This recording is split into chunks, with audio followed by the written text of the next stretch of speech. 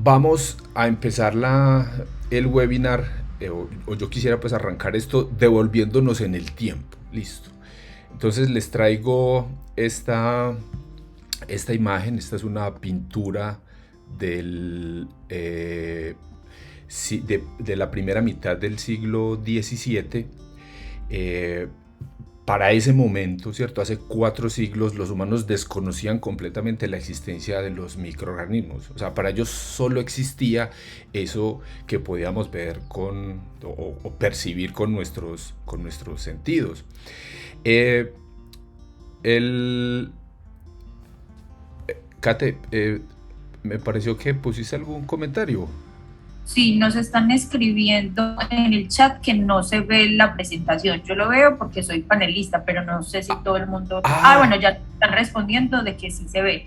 De ah, pronto las personas que no lo ven pueden fijar a Juan Fernando a ver si de pronto o se proyecta. voy a descompartirla y voy a volver a compartirla. Listo, para a ver si ahí resolvemos el problema.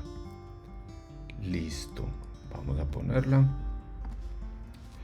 Ahora sí, se resolvió ¿están viendo la presentación? Sí, ya en el chat están confirmando que sí. Bueno, muchas gracias. Entonces, retomando aquí el tema, les decía pues que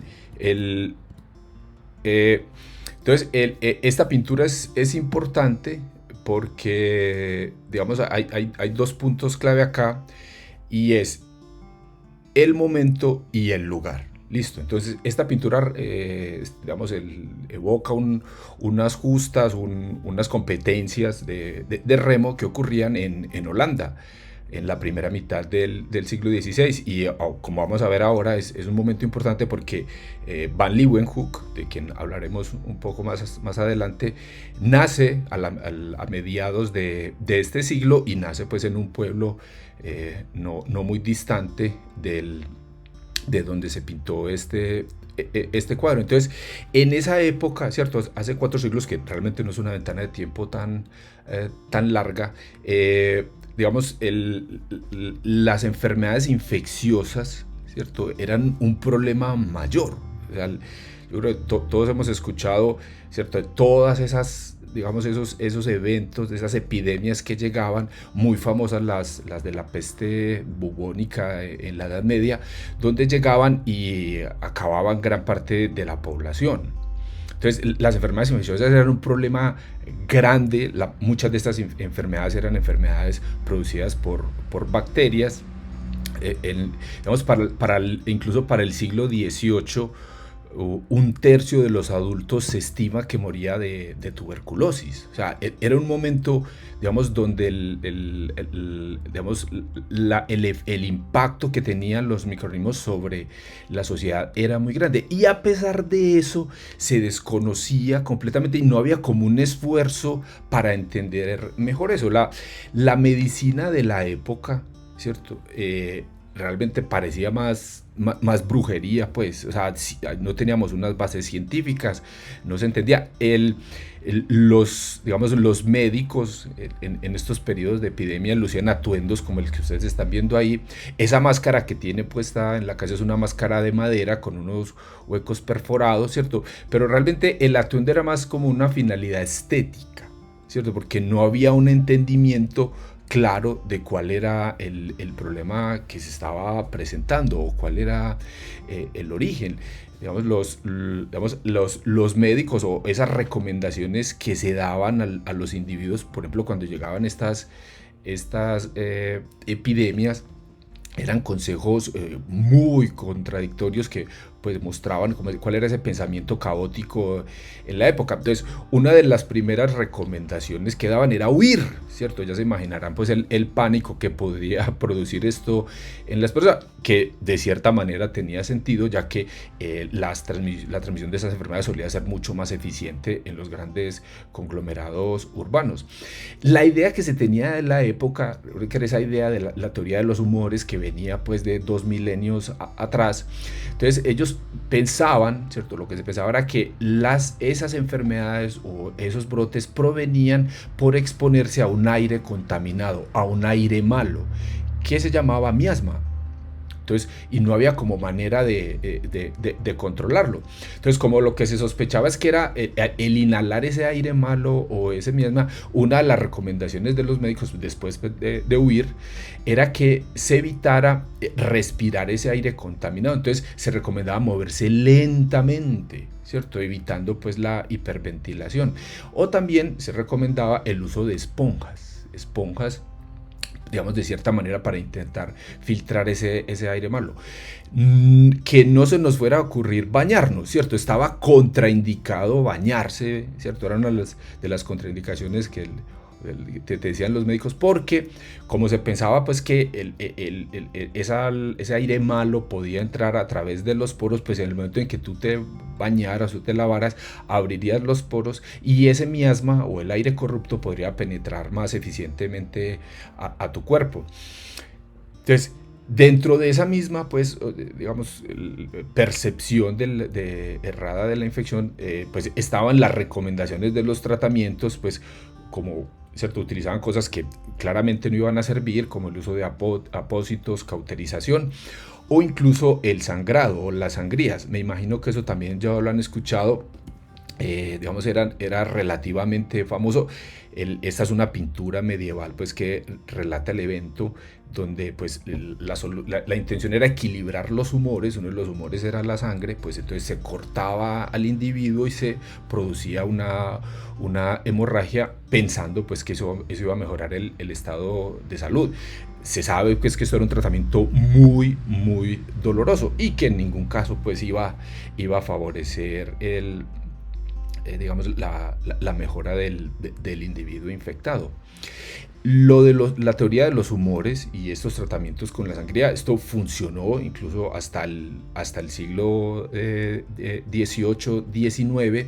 Uno de los casos más sonados, pues, digamos que puede ser muy interesante para nosotros, es el caso del primer presidente de Estados Unidos, George Washington. A George Washington, durante su segundo periodo presidencial, le dio una sepsis, ¿cierto? Parece ser que empezó con una infección en la garganta, se le volvió una sepsis, y su médico, que seguro era posiblemente el mejor médico que se tenía en la época en el continente americano, pues recomienda un tratamiento con sangría. Esta pintura que ustedes ven ahí es una pintura del siglo XVIII que retrata esos últimos momentos del lecho en vida, pues en su lecho de muerte de George Washington en el año 1799. Entonces los historiadores pues, ¿cierto?, le han prestado mucha atención a la muerte de Washington y están, digamos, más o menos de acuerdo, ¿cierto? O se estima que el médico practica una sangría a Washington donde remueve 3.75 litros de sangre. Esos 3.75 litros equivaldrían a más de la mitad del volumen de sangre del individuo. O sea, hoy sabemos que si un humano pierde el 40% del volumen de su sangre, eso fácilmente lo va a llevar a la muerte. Entonces, digamos, todo este ambiente, ¿cierto? Estamos hablando del siglo XIX, es una ventana de tiempo relativamente cercana, se esclarece, ¿cierto? O viene un cambio gracias al desarrollo de un invento, ¿listo? Que es el que vamos a mirar acá. Entonces, esto no es un microscopio, ¿cierto? Realmente es más bien como una lupa y no es un instrumento pues que haya inventado tampoco Van Leeuwenhoek. Este es un instrumento desarrollado por Robert Hooke, un británico.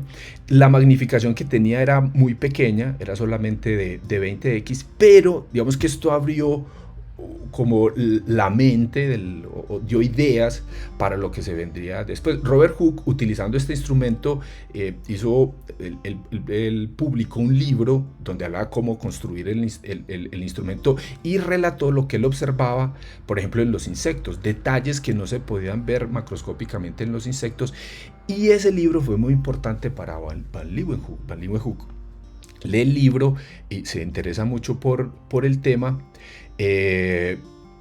Como les decía anteriormente, él nace pues a mediados del siglo XVII. Van Leeuwenhoek no fue a la universidad, él realmente pues tuvo una formación más en negocios, con telas, pues yo creo que eso ya lo hemos leído. El hombre muy curioso, ¿cierto? en intentar magnificar las imágenes, se hace muy hábil produciendo lentes. Entonces, él era muy bueno produciendo los lentes y, inspirado por las ideas de Hooke, él desarrolla este instrumento, que esto seguro pues no nos parece un microscopio, por lo menos a los instrumentos que conocemos actualmente. En la punta de esa aguja que tienen en la parte izquierda hay un pequeño lente. Y ese es el que te da la magnificación. Con este instrumento ya Van Leeuwenhoek sube el poder de magnificación a 270x. Y ahí ya sí puede empezar a hacer las observaciones de estos microorganismos. El instrumento era un instrumento difícil de usar. Esto es una pintura de Van Leeuwenhoek utilizándolo. Dicen que había que ser muy hábil en cómo se construye el lente. Se ponía la muestra muy cercana al lente y luego había que acercarlo mucho al ojo. Era un instrumento incómodo de usar. Entonces Van Leeuwenhoek no solamente era capaz de producir lentes, sino que era muy hábil en el uso del instrumento y muy curioso. Entonces él empezó a observar, pues no solamente agua estancada, él se observó lo que veía en sus propias heces. Fue muy curioso. Y con ese nivel de magnificación él logró percibir lo que serían eucariotas. Realmente no alcanzaba a ver bacterias, pero alcanzó a ver lo que serían eucariotas y abre, ¿cierto?, como un mundo desconocido para la época. Fue un poco como muy mediático y circense la cosa, porque fue como una cosa de entretención de cómo ver esas cosas pequeñas que existían o que no eran perceptibles a los ojos, pero a nadie se le ocurrió en ese momento asociar que esos organismos tan pequeñitos podrían ser responsables de las infecciones. Listo. Esto fue un momento pues muy interesante, no solamente por los lentes no solamente se utilizaron para magnificar lo que estaba cerca, sino que para los físicos también fue muy importante utilizar esos lentes para observar objetos muy distantes. Esa imagen que ustedes están observando ahí, o esta pintura, es un retrato, un dibujo pues de Galileo utilizando un microscopio. Esto es un personaje del mismo siglo de Van Leeuwenhoek. Bueno, pero él hace unos primeros dibujos de lo que serían Saturno, ¿cierto? Lo que ahora sabemos pues que son unos anillos. Cuando él lo observa en 1610, hace el dibujo que ven ustedes en la parte superior, donde pareciera que fueran dos lunas. Luego van mejorando los lentes y en 1616 hace este siguiente dibujo, ¿cierto?, donde va observando el planeta. Se ve, él no logró, digamos, ver claramente los anillos de Saturno, pero el usar este instrumento también permitió, ¿cierto?, a los científicos y en general pues a la sociedad interactuar con objetos que no eran perceptibles a simple vista.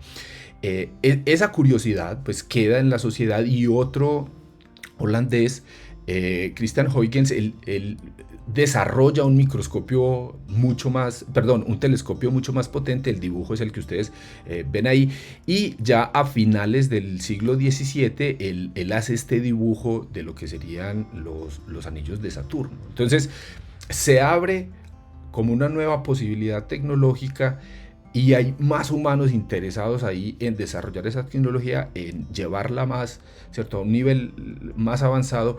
Y así pues empieza la carrera. Pues miren, ya esas son fotografías, ya seguro también ya las han visto, lo que sería Saturno actualmente.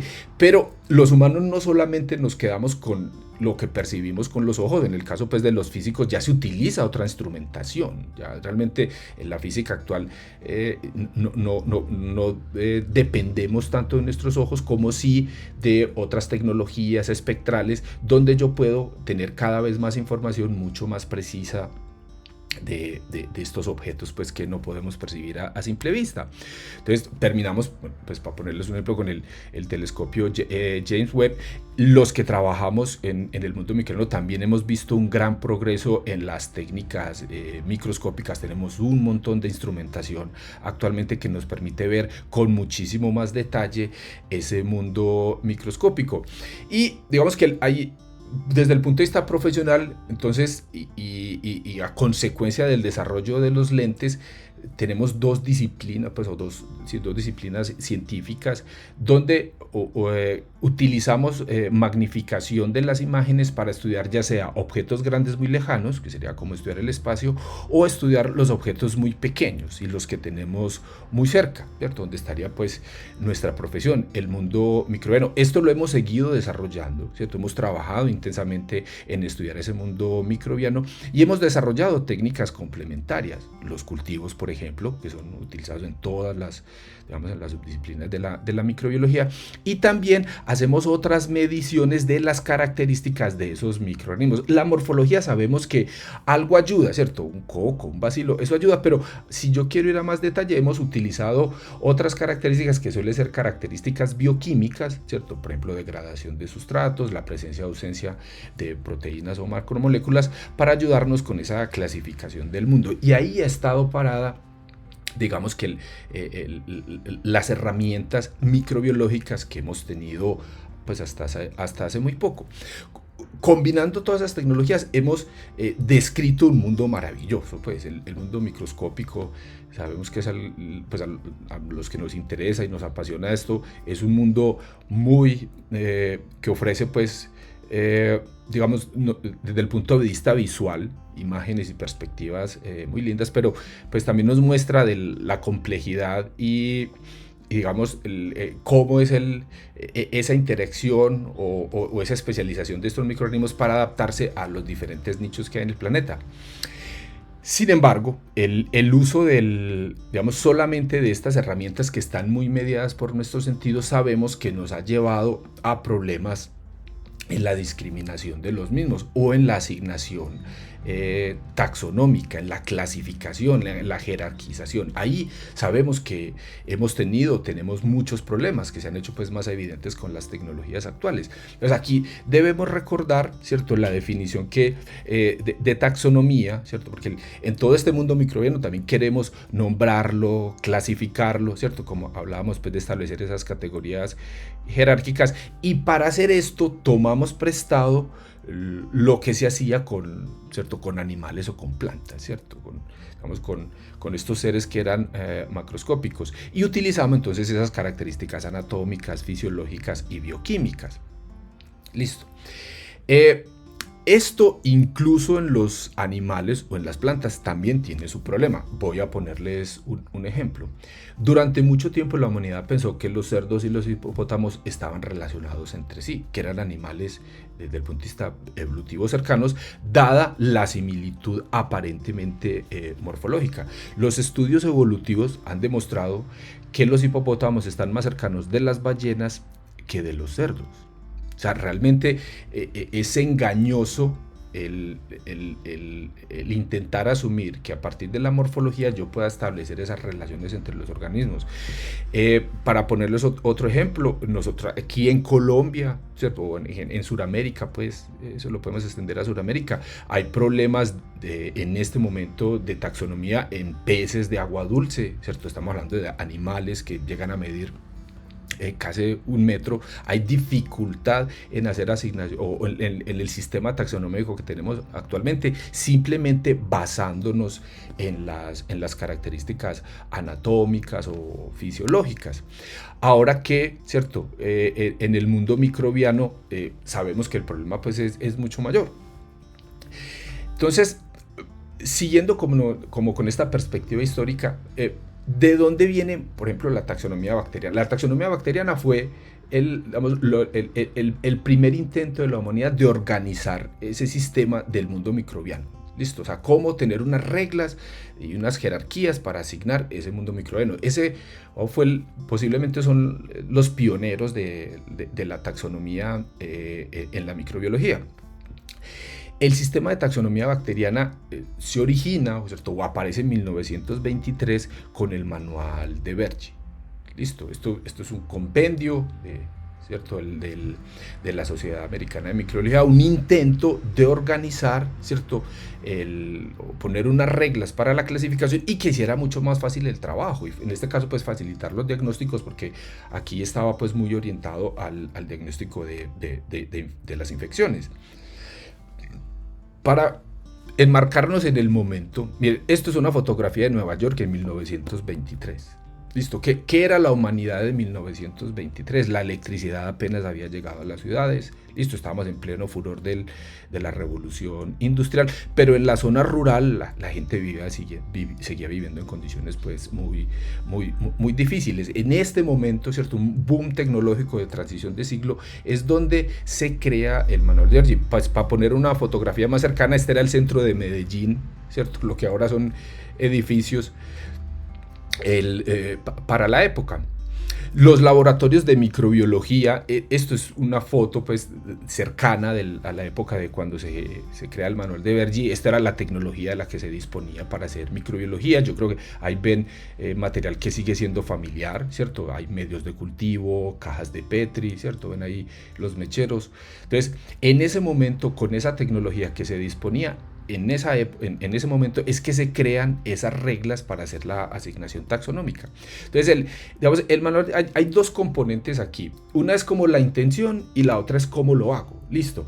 La intención es fabulosa. Listo, donde se dice, no, vamos desde lo teórico, vamos a establecer unas normas de hacer esa asignación. Entonces vamos a establecer unos rangos, que las clases, órdenes, familias, listo, los géneros y las especies. Eso está perfecto y sigue siendo plenamente válido actualmente.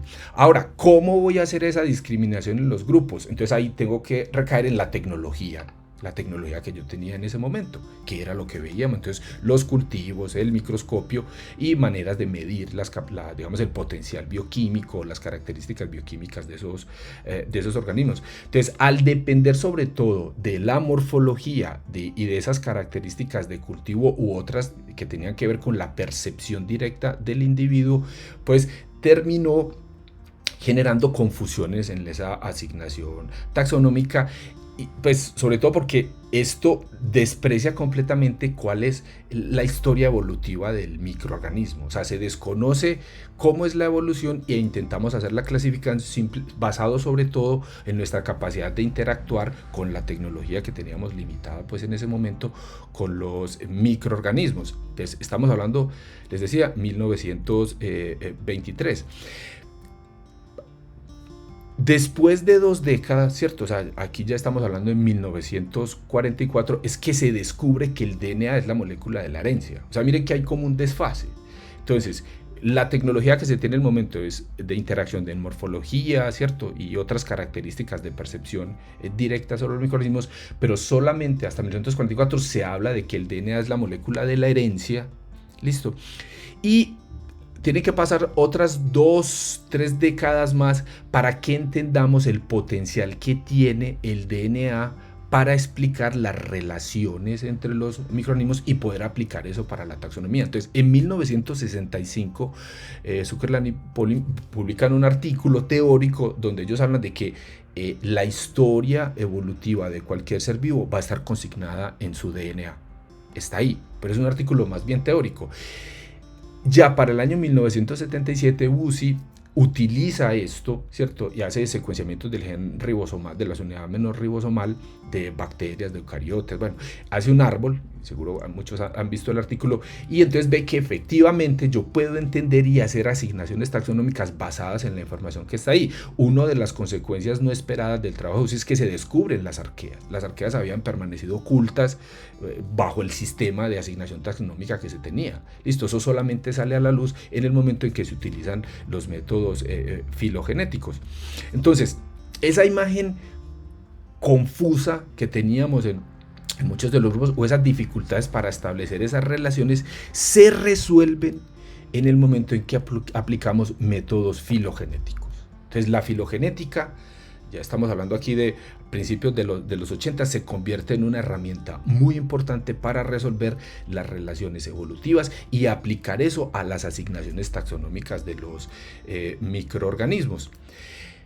Para el año 2001, mira, aquí ya estamos hablando 2 décadas después, para el año 2001 ya el manual de Vergy acepta que la secuencia del gen ribosomal 16 de la subunidad menor ribosomal ya hace parte, digamos, es un eje central de la asignación taxonómica para el 2001.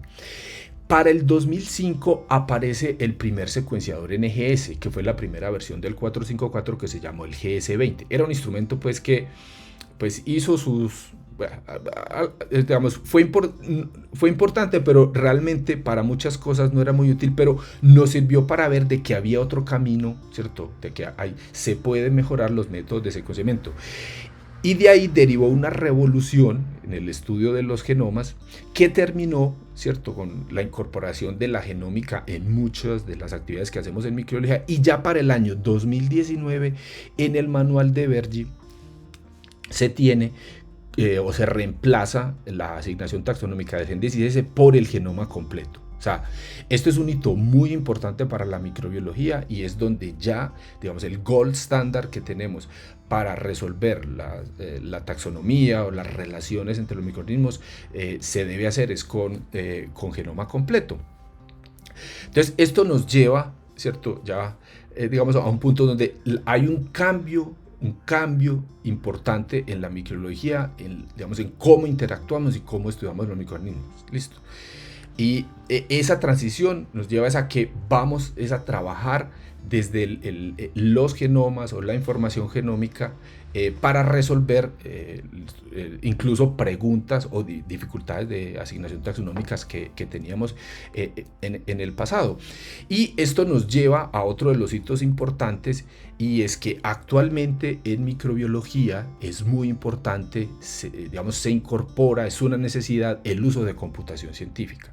Recordemos que los genomas son bloques de información muy grandes, ¿cierto? Si yo voy a genomas una bacteria de genoma promedio puede estar alrededor de los 4 megas. Eso es un volumen muy grande de información al cual solamente podemos interactuar o procesarlo a través de la computación científica. Entonces, una de las habilidades actuales que se necesitan en los microbiólogos es el uso de computación científica, de programación y de métodos estadísticos sofisticados.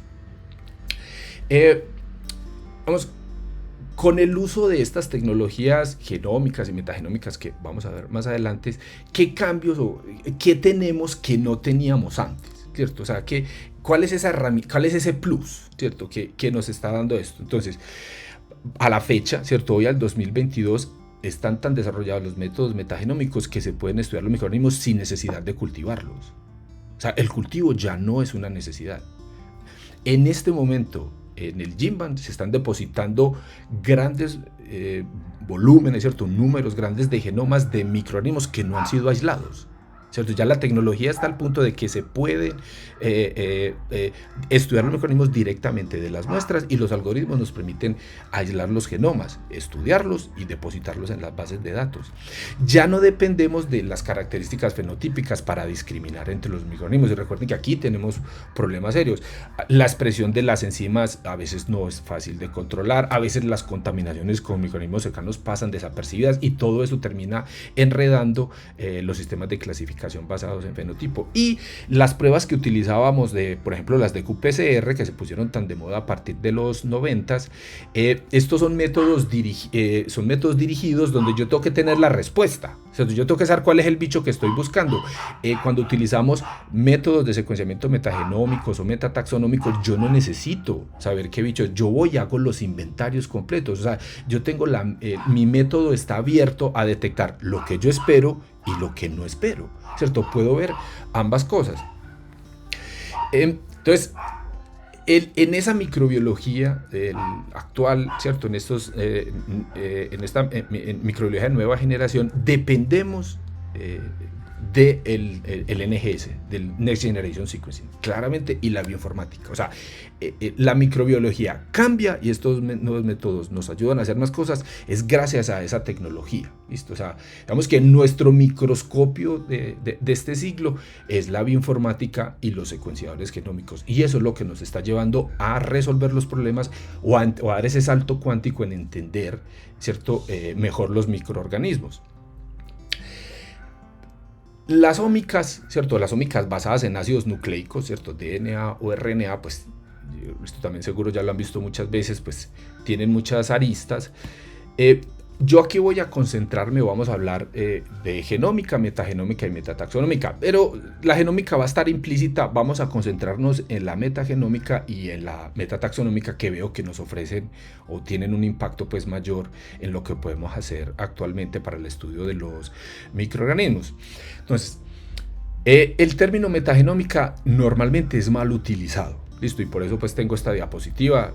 Es muy importante aclarar la diferencia entre estudios metagenómicos y metataxonómicos. A la izquierda, en la metataxonómica, son experimentos basados en PCR. O sea, yo tengo un marcador, amplifico el marcador, hago librerías de amplicones y yo hago un tratamiento en esos amplicones para hacer un inventario. Pero yo no estoy viendo genomas. No estoy viendo genomas, solamente utilizo una fracción de un gen con fines taxonómicos. En la metagenómica, que es lo que tienen a la izquierda en la diapositiva, lo que yo hago es estudiar los cromosomas, sobre todo los cromosomas de los microorganismos dominantes en un sistema. Entonces aquí sí yo estoy estudiando mezclas indeterminadas de genomas. Entonces miren la diferencia en metataxonómica. Son amplicones, en metagenómica yo voy detrás de los genomas, pero pues por temas de abundancia, ¿cierto? Yo logro ver aquellos que están en proporciones mayores. La metagenómica me permite estudiar comunidades microbianas o muestras, ¿cierto? Muestras clínicas también. Esto tiene aplicación en cualquier área de la microbiología. Entonces yo puedo estudiar los mecanismos presentes allí, cómo los vemos en un estudio metagenómico. Entonces esos puntos que ustedes ven ahí de colores están representando los genomas de los microorganismos dominantes. En el eje X, ¿cierto?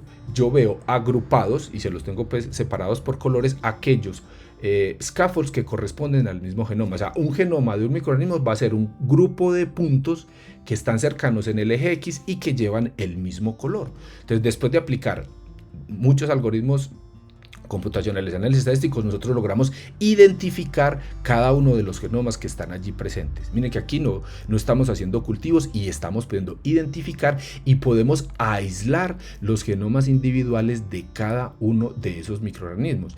Esto es importante, ¿cierto? Porque ya no necesito, ¿cierto? No tengo ese problema de estar haciendo los aislamientos. No todos los organismos son, digamos, susceptibles de aislar en cultivo bajo las condiciones actuales. El hecho de que yo aísle un microorganismo tampoco me está diciendo a mí que es el responsable del evento que se está produciendo, de la infección o de la característica. Si son mezclas, ¿cierto? Es muy difícil, ¿cierto? O se necesitan experimentos complementarios para determinar cuál es el responsable del fenómeno que yo estoy estudiando.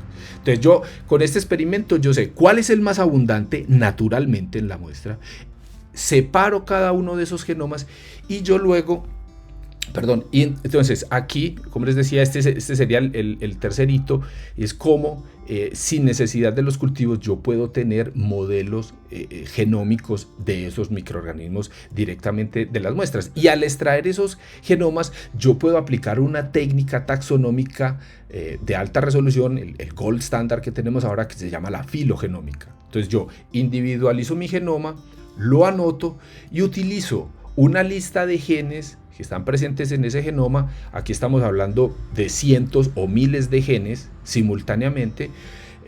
Yo los comparo con, digamos, los genes homólogos de las especies de referencia, hago una supermatriz, esto se calcula en servidores de computación científica, y hago árboles filogenéticos donde yo establezco las relaciones entre esos microorganismos. ¿Listo?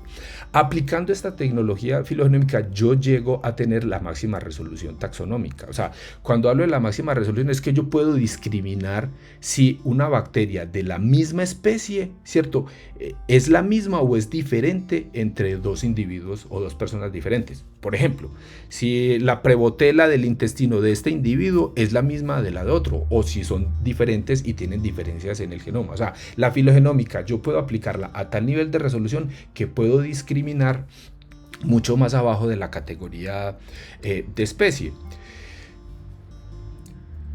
Esto nos lleva entonces al cuarto hito, y es que la taxonomía con la que contamos ahora aplicando estos métodos filogenómicos es taxonomía de precisión. O sea, tenemos una altísima resolución para resolver las relaciones muy por debajo de la categoría de especie.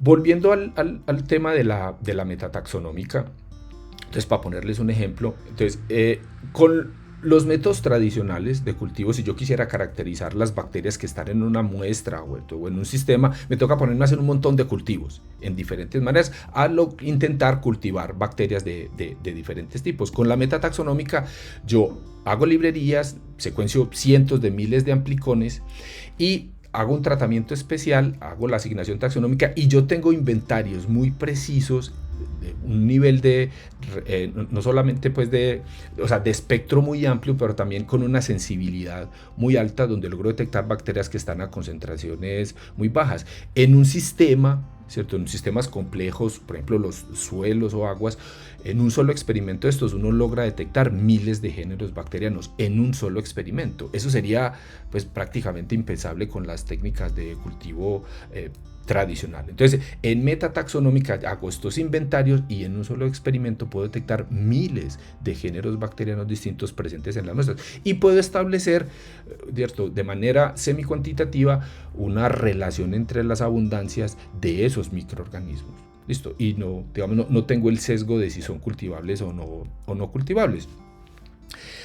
Para hacer digamos una síntesis o resumir un poco esta primera parte, entonces de esos grandes impactos pues, que vemos que tiene la genómica en la microbiología, pues entonces está ya que en el manual de Bergy aparece el uso del genoma, ¿cierto?, como gold estándar para la asignación taxonómica. En la formación de las personas de investigación, la gente que trabaja ahora en microbiología, incluso en áreas clínicas también, o en industria, es importante incorporar habilidades de computación científica. Eso ya está llegando, pero hay que estimularlo muchísimo más. No dependemos ya de los cultivos para muchos de los trabajos. Eso es importante, sobre todo en esos microorganismos donde es muy difícil el cultivo o donde se tiene que establecer una relación causal de un fenómeno que se está observando. Y la taxonomía que tenemos actualmente va muy por debajo de la categoría de especie. Ya sabemos pues que podemos establecer relaciones clonales incluso entre los microorganismos. Entonces, para verlo de otra manera, ¿qué hemos ganado? ¿Cierto? Entonces, ¿qué ha ganado la microbiología o qué es lo que nos da esto de más? Vamos a hacer un símil con Matrix, una película pues que me gusta mucho. Todos recuerdan cuando finaliza al final de la película Matrix, o sea, Neo se enfrenta a los agentes de la matriz y cuando él depende de sus sentidos, él se ve como a merced de lo que quieren hacer los agentes con él. En el momento en que lee a través del código es donde él ya tiene una superioridad y logra controlar el sistema. Si llevamos este símil a la microbiología, entonces actualmente los microorganismos, listo, ya no solamente tenemos que interactuar a través de nuestros sentidos con ellos, sino que al leer el código, ¿cierto?, al leer esa información genómica, digamos, la información genética, ¿cierto?, todos los genes de estos microorganismos, yo puedo entender muchísimo mejor. Y ahí yo puedo controlar, entender, ¿cierto?, y mejorar incluso los procesos en el laboratorio. Entonces, me parece que hemos ganado con la genómica muchísima más precisión, mucha más precisión en nuestros análisis, mucha más resolución. Los resultados también pueden ser mucho más reproducibles. Muchos de estos procedimientos son procesados con algoritmos computacionales, al haber menos, digamos, interpretación humana, ¿cierto? No es que desaparezca, pero al haber menos interpretación, dependemos menos de los sentidos y digamos, de la opinión individual, se pueden comparar mejores los resultados en diferentes países, en diferentes sitios. Listo, esto es muy importante. Los estudios de microbiota se hicieron posibles, ¿cierto? O sea, donde yo tengo sistemas con una composición, una gran diversidad. Era muy difícil hacerlo con los sistemas tradicionales, ¿cierto? O sea, por ejemplo, sabíamos, al principio del 2000, sabíamos que en el intestino había cientos de especies bacterianas, eso ya estaba escrito, pero prácticamente nadie estudiaba o nadie se dedicaba a eso, era muy complejo. Cuando empiezan los primeros experimentos de 454 con amplicones, finalizando la década del 2010, y se ve que se puede estudiar de manera integral esa microbiota, se da la revolución del estudio de la microbiota intestinal, que luego se extendió pues a otras áreas. Entonces esto no lo podíamos hacer con los métodos tradicionales. Aquí no tenemos el problema de cuál es el medio de cultivo a utilizar. Muchos de los trabajos que se tienen de microbiota tienen el sesgo de que son microorganismos aerobios. O sea, lo más fácil es hacer cultivos aerobios. Pero por ejemplo hay mucho más problema de cultivar anaerobios. Y no tenemos las condiciones de cultivo axénicas para cultivar muchos microorganismos. Eso es, por ejemplo, en parasitología esto está claro. La mayoría de los parásitos no son cultivables. Ni protozoos, entonces es muy complejo pensar que yo tengo el bicho en el laboratorio para reproducirlo, es muy difícil. Esto, digamos, lo ganamos aquí, y la parasitología pues también se ha visto muy beneficiada con esto. Otra cosa, me parece de especial interés, es que con la genómica nosotros podemos detectar mezclas de cepas y de especies. Listo. Nosotros, por el trabajo que hacemos en el laboratorio, vemos que es relativamente frecuente las mezclas en los cultivos de Petri. O sea, la gente a usted le lleva la caja de Petri y los morfotipos de las colonias aparentemente similares. Vamos y secuenciamos y encontramos dos genomas distintos. Eso es relativamente frecuente. A veces, que es mucho más difícil, yo tengo dos cepas distintas, dos cepas de la misma especie. Eso yo no lo puedo resolver con ningún método convencional de laboratorio, ni siquiera con espectrometría de masas. No sirven las masas, no sirven las series bioquímicas, no sirve. Eso solamente se puede hacer con genómica. Y ahí estamos teniendo las respuestas a muchas de las problemas, digamos, o ciertos temas difíciles de resolver en microbiología de enfermedades infecciosas. También en industria. Eso ya lo podemos resolver utilizando estas tecnologías. O sea, es un aliado del control de calidad, de cómo están funcionando, digamos, esos aislamientos en el laboratorio. Y la otra, digamos, el control de calidad de la contaminación, porque estos métodos permiten detectar a proporciones muy bajas contaminantes, incluso contaminantes no cultivables, que eso es lo difícil. Si yo tengo, no sé, mi contaminante es un contaminante anaerobio o tiene un requerimiento nutricional particular y en los medios de cultivo pues no crece, yo no lo voy a ver, no lo voy a detectar. Listo. Y la otra es, tanto para salud como para industria, recuerden que estos organismos están cambiando. Eso está mutando constantemente. Son muy frecuentes las mutaciones de un nucleótido, son muy frecuentes las deleciones, eso es muy frecuente. En el momento que yo tengo un microorganismo apaces, durante semanas ya se están fijando cambios. Entonces, es muy importante, eso ya lo podemos hacer, es ver cómo después de ventanas de meses o de años ha ido evolucionando las cepas.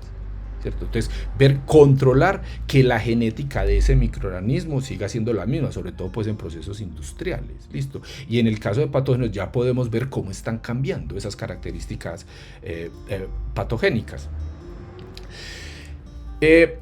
Para que no quede pues como muy en abstracto, ¿cierto? Porque uno dice, bueno, a veces uno oye estas charlas y como habla cosas, pero no ve uno algo como aterrizado. Quiero mostrarles unos ejemplos de los trabajos, rápidamente, de los trabajos que hemos hecho nosotros acá en el país aplicando estas técnicas microbiológicas. Vamos a empezar con un trabajo estudiando la microbiota del subsuelo colombiano. El subsuelo en general de nuestro subcontinente ha sido poco estudiado. Muchos de esos microorganismos no son cultivables bajo técnicas convencionales.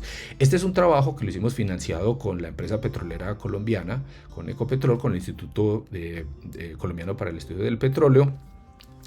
En este trabajo, la colaboración se basó en estudiar bacterias presentes en las aguas en pozos petroleros. Son bacterias muy difíciles de cultivar y digamos, entender eso son métodos microbiológicos de los que estamos hablando aquí. Entonces lo que hicimos en este trabajo fue tomar esta agua, hacer un secuenciamiento metagenómico e individualizar los genomas de las bacterias dominantes en ese sistema. Listo. La abundancia en esta gráfica que ustedes ven ahí va a estar asociada con un desplazamiento de los puntos en el eje X hacia la derecha. Entonces el microorganismo dominante es esos puntos que ustedes ven ahí naranja. Estas bacterias crecen en agua hirviendo. O sea, es un sistema anaerobio rico en metales, ¿cierto? En hidrocarburos, pero está a más de 95 grados. O sea, es un extremófilo. Entonces, en este trabajo identificamos ese microorganismo dominante, es un Tepidiphyllus. Para cuando nosotros publicamos el trabajo, solamente había 6 genomas en el mundo disponibles y era el primero que se reportaba para el subcontinente suramericano. Entonces, aislamos el genoma, un genoma de alta calidad que ya está depositado en una base de datos pública, hicimos taxonomía de alta resolución, anotamos las características bioquímicas de este microorganismo y así pues logramos hacer un aporte al estudio de la biodiversidad microbiana del subsuelo. Bien, este es otro trabajo muy, pues a mí me parece particularmente interesante y es el estudio de los sistemas de tratamiento de aguas residuales en las ciudades. Este es un trabajo hecho en una de las plantas más importantes de la ciudad de Medellín. Los sistemas de tratamiento de agua residual pues se tratan sobre todo los sólidos, eso lo diseñan ingenieros, pero no se le presta ninguna atención a la microbiología. Para los ingenieros eso es una caja negra. Es una caja negra donde pasan unas cosas, se bajan unas, ¿cierto? Se produce metano, bueno, se reducen y evalúan la presencia o ausencia de ciertos microorganismos patógenos. Nosotros queríamos entender qué era lo que pasaba en un sistema, ¿cierto? De un tamaño industrial, pues como ese. En esta gráfica ustedes están viendo en una ventana de un año cómo es la fluctuación de los filum bacterianos más abundantes en esos sistemas. Listo, eso es un trabajo, digamos, ahora más importante, pues por el momento que ven ustedes en el tema de contaminación y de producción de energías alternativas. En estos sistemas producen metano. Entonces, en este sistema logramos describir, por ejemplo, que los bichos más abundantes son del filum chloroflexi.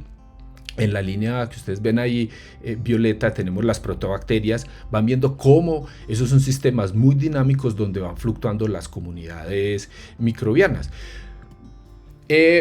Otro de los trabajos pues, que hemos hecho es en parásitos. Primero que muchos han escuchado hablar de Cryptosporidium. O sea, Cryptosporidium es un parásito muy importante, está incluso en algunas de las normas de control de calidad de aguas. Entonces, la especie más prevalente en los países en vías de desarrollo suele ser Cryptosporidium hominis, y ese es el caso pues, de los países suramericanos. Entonces, eso que se conoce como una sola especie, como Cryptosporidium, nosotros queríamos entender mejor cómo era digamos, la historia evolutiva en todo el planeta. Para este trabajo analizamos 120 genomas de Cryptosporidium hominis de todos los continentes. O sea, hay un par de genomas de Australia, nosotros generamos unos de Colombia, había alguno de Centroamérica, bueno, tenemos de Norteamérica, Europa, África. Aplicando estas técnicas, estos análisis evolutivos basados en genomas completos, descubrimos que eso que nosotros llamamos Cryptosporidium hominis realmente son dos grupos de parásitos distintos. Posiblemente, algunos investigadores pues hablan de que se podría hacer dos subespecies distintas, o sea, hay dos tipos de Microsporidium hominis, y hay uno, o sea, el que nosotros tenemos acá, que lo llamamos el linaje euroamericano, está presente pues en Latinoamérica, pero también está presente en Europa, y sospechamos pues una de las explicaciones es que los europeos que no tienen una transmisión, digamos, natural importante del parásito, se infectan a los viajes a Sudamérica y luego los llevan y producen brotes asociados, por ejemplo, con piscinas pues, en Europa. Entonces, este estudio, mire, empezamos a desenmascarar o a entender mejor los parásitos con este nivel de detalle. Volviendo a la bacteria que produce la tuberculosis. La tuberculosis o Mycobacterium tuberculosis llega a América con la colonización europea. Y ahí ya hay descritos 9 linajes de Mycobacterium tuberculosis. Hay unos más recientes, no sé si ya hay 11, pero los más descritos, más estudiados son 9.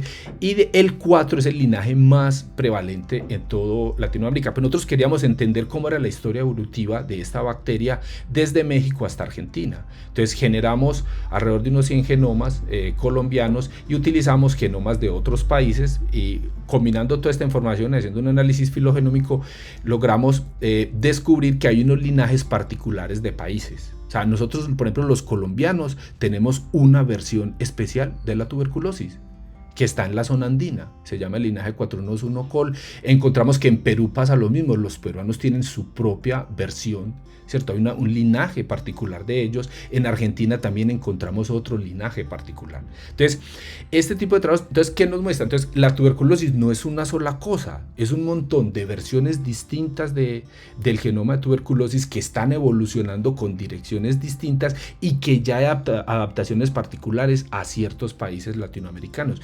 Eso es importante porque la bacteria va a seguir cambiando, se va a seguir adaptando y no tenemos por qué hacer una inferencia directa de que lo que está pasando en China o en África con la tuberculosis necesariamente sea lo mismo que vaya a pasar acá. O sea, tenemos que hacer el monitoreo, ¿cierto?, particular, diferencial de cómo es la evolución de estos patógenos en nuestro territorio.